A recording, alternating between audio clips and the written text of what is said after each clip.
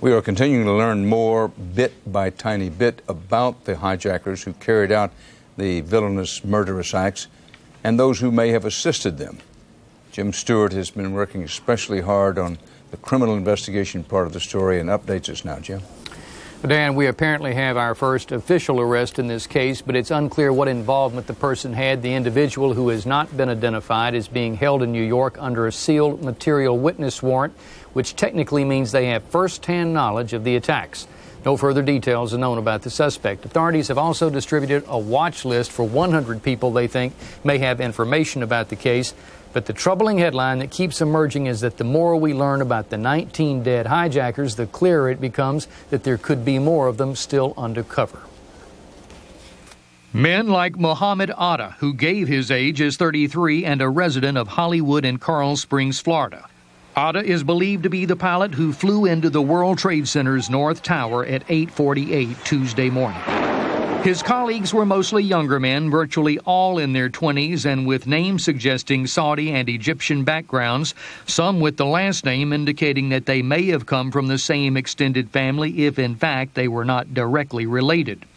Most astonishing is that some may have lived here off and on for years while they attended flight schools and burrowed into their American communities. The fact that there were a number of individuals that happened to receive training at flight schools here is news, quite obviously. If we had understood that to be the case, we would have, perhaps one could have averted this. And some listed addresses, true or not, it remains to be seen, all over the country. 7 in Delray Beach, Florida alone, others in Hollywood and Coral Springs, Florida, 3 in San Diego, and 1 each in Fort Lee, New Jersey, and Phoenix.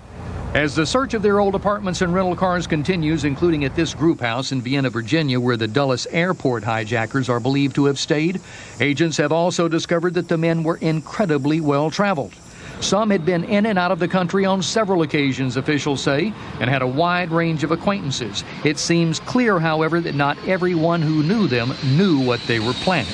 We've conducted hundreds of interviews around the country. We've served over 30 search warrants in various places. Hundreds of subpoenas have been issued. Some of those interviews have followed well-publicized and heavily armed interventions at airports as cases of mistaken identity and simple immigration problems caused more airport shutdowns. The FBI said it hopes to alleviate that problem. We have dispatched sent to the various major airports, FBI agents, teams of FBI agents, to assist in quickly resolving any incidents that may come up. Authorities also have 2 people in custody who are cooperating with authorities but may have significant information about the attacks. But clearly the most striking note of the day is that these hijackers were nothing less than sleeper terrorist agents who had apparently been planted in this country quite some time ago. And the only logical question to ask now is, could there be more of them? Dan? Jim, question. Everybody respects the FBI, but we're 4 days into this and there's 1 arrest. Should we be concerned about that? Well, Dan, I sense, quite frankly, that they're getting frustrated. You would think with that many people carrying out an attack like this, they'd have a pretty intricate support system in country, and they may still discover that.